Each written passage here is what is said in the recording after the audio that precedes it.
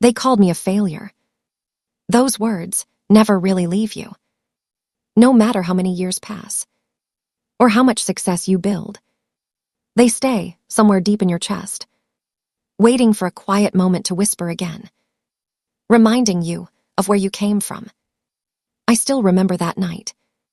The storm outside, the shouting inside, and me standing there with a suitcase that felt too heavy for one person to carry. I'm Sarah, the daughter who walked away, the girl who everyone said would never make it, the one who chose her dream over her family and paid the price for it. That night was the last time I ever stood in that house. My father was packing back and forth, his jaw tight, his voice sharp. "You think you can live off paint and colors?" he barked. "You're wasting your life, Sarah." My mother's tone was softer, but somehow it hurt even more. "Sweetheart," she said, "we're just trying to protect you. The world isn't kind to people who dream too much. Dream too much." That was their way of saying, stay small. But I couldn't. I didn't want a safe life built on someone else's idea of success. I wanted to paint, to create something real, something that made people feel the way I felt. When I saw beauty in broken things, when I told them I'd been accepted into an art program in another city, I expected maybe a small congratulations, maybe a little hope. Instead, my father laughed. "You, an artist? Sarah, you can't even balance your own bank account."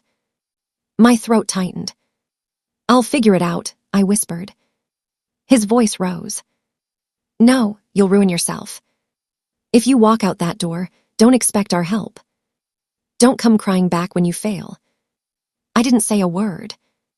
I just nodded, grabbed my bag, and walked away. The sound of the rain swallowed their voices. But the word failure, it followed me down the street like an echo that refused to fade. The first few months were brutal. I shared a cramped apartment with 2 other girls I barely knew. We rotated shifts at a cafe that smelled like burnt coffee and wet umbrellas. 12-hour shifts, empty pockets, and paint-stained hands that never stopped shaking. At night, when the city finally went quiet, I painted because I couldn't let go. Every canvas felt like a fight against everything my parents said about me. Sometimes I'd sell a piece online, $50 here, maybe 100 there. Most nights, I'd go to bed hungry. I told myself that struggle was part of the process, that one day it would all mean something. But some nights, when the bills piled up, when the landlord knocked, when my stomach growled louder than my dreams, I believed them. I believed I was a failure. Still, I kept going, because giving up would have proved them right. One night, during a closing shift, a customer spilled hot coffee all over my sketchbook. I almost cried right there, behind the counter. Months of ideas, gone. When I got home, I sat by the window and stared at the ruined pages. Then, I started painting over them, layering pain on top of mistakes. And somehow, from that chaos, something beautiful was born. A woman standing in the rain, holding a burning umbrella. I posted it online with no expectations. No caption. No hashtags. Just me. Within days, it blew up. People said it looked like heartbreak and hope at the same time. Some said they saw themselves in her, trying to stay dry in a storm, even when their shelter was on fire. Messages flooded in. Art pages shared it. And then a local gallery reached out. They wanted to display it. When I stood there, in front of my painting, and saw my name on that little white card, Sarah Miller, I almost cried again. But this time, it wasn't from pain. That night, for the first time in years, I didn't feel like a failure. Months passed. Everything moved faster than I could process. Commissions, interviews, collaborations. I moved into a small studio apartment, bright, quiet, filled with the smell of paint and sunlight. The walls were covered with unfinished canvases. And for the first time, that chaos felt like home. Then one morning, 4 years after I left, my phone buzzed. Mom. 5 words. Sarah, we need to talk. Just 5 words. Cold. Simple. But they hit like a storm. I stared at the screen for hours. Why now? After everything. After silence. After pretending I didn't exist. Finally, I replied. When? She wrote back. Tomorrow, please. I barely slept that night. My mind ran wild. Did they want to apologize? Or just share my spotlight now that the world knew my name? The next morning, I drove back to that old town. Every street felt smaller. Every memory louder. When I pulled up to the house, my heart was pounding. The door opened before I could knock. Dad stood there. Older, grayer. But that same sternness still lingered in his eyes. Sarah, he said quietly. I nodded. Hi, Dad. He stepped aside. Inside, nothing had changed. The same furniture. The same smell of old wood and silence. Even the family photo, still on the wall. Mom was sitting in the living room, phone in hand. On the screen, I saw an article headline. From homeless dreamer to rising art star, Sarah Miller's journey. She looked up, tears already forming. We saw this, she whispered. We didn't know you were doing so well. I smiled faintly. You didn't ask. Dad cleared his throat. We might have been too harsh, he said. We just wanted what was best for you. What's best for me? I looked at him. Or what was best for you? He looked away.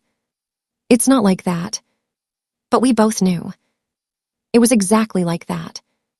Mom stepped closer. We were scared, she said softly. We didn't want to see you get hurt. We didn't understand how much it meant to you. For a long moment, nobody spoke. The air felt heavy. Thick. Full of words that never got said. Finally, I said it. I forgive you. Her tears spilled instantly. But, I added, that doesn't erase what happened. Mom nodded slowly. We never meant to lose you. I looked around that house. The place that tried to make me smaller. And for the first time, I didn't feel angry. I just felt free. I've built my life without your approval, I said. I don't need it now. They didn't stop me. Didn't argue. Just silence. As I reached the door, Dad's voice cracked. We're proud of you, Sarah. I paused, then smiled faintly. Took you long enough. When I stepped outside, the air felt lighter. Warmer. No storm this time. Just sunlight breaking through gray clouds. As I drove away, I thought about how strange life is. Sometimes, the very people who doubt you the most end up watching you from a distance, wondering how you did it without them. At a stoplight, I saw a teenage girl sketching at a bus stop.